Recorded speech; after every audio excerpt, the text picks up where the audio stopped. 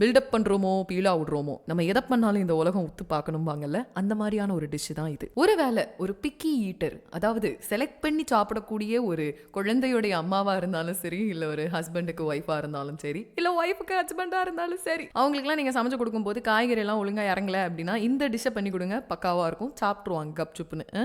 Okay, ஒரு கடாயில் கொஞ்சமா ஆயில் விட்டு ஆனியன் கேரட் இது ரெண்டத்தையும் போட்டு நல்லா வதக் அதுக்கப்புறமா கேப்சிகம். இன்னைக்கு நான் இந்த 3 வெஜிஸ் தான் சூஸ் பண்ணியிருக்கேன். ஒருவேளை உங்க ஃப்ரிட்ஜில் ஏகபோகமா வெஜிடபிள்ஸ் இருக்கு, இப்பதான் வார ஷாப்பிங் பண்ணியிருக்கீங்க அப்படின்னா எல்லா வெஜிடபிள்ஸையும் உள்ள இருக்கலாம், சூப்பராக இருக்கும். எக்ஸப்ட் நாட்டு காய்கறிகள், கத்திரிக்காய் அவரைக்காய்லாம் போட்டுறாதீங்க. ஓகே, இந்த தேவையான வெஜிடபிள்ஸ்லாம் போட்டு வதக்கிட்டே இருக்கும்போது இந்த மாதிரி வந்து டிஸ்டர்ப் பண்ணுவாங்க, அவங்க கையில் ஏதாவது கொடுத்து அனுப்பி விட்டுருங்க. இந்த காய்கறிகள் எல்லாம் நல்லா வதங்கி இந்த மாதிரி வரும்போது கொஞ்சமாக லைட் சோய் சாஸ் நான் இன்னைக்கு ஆட் பண்ணியிருக்கேன். அது கூடவே க்ரீன் சில்லி சாஸ், கொஞ்சமாக ரெட் சில்லி சாஸ் உங்கள் காரத்திற்கு ஏற்ப நீங்கள் ஆட் பண்ணிக்கலாம்.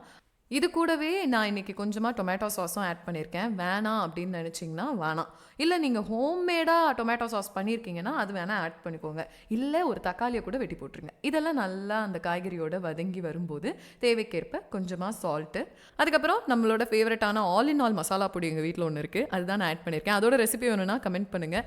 அப்புறம் என்னங்க, வெட்டி வச்சிருக்கிற சப்பாத்தியும் ஆட் பண்ணி கொஞ்சம் கொத்தமல்லி தூவி இறக்குனா super duper chapati noodle ready. இதே மாதிரி இன்னும் நிறைய உல்டா புல்டா ரெசிபிஸ்லாம் உங்களுக்கு தேவைப்படுது அப்படின்னா டூ ஃபாலோ மீ.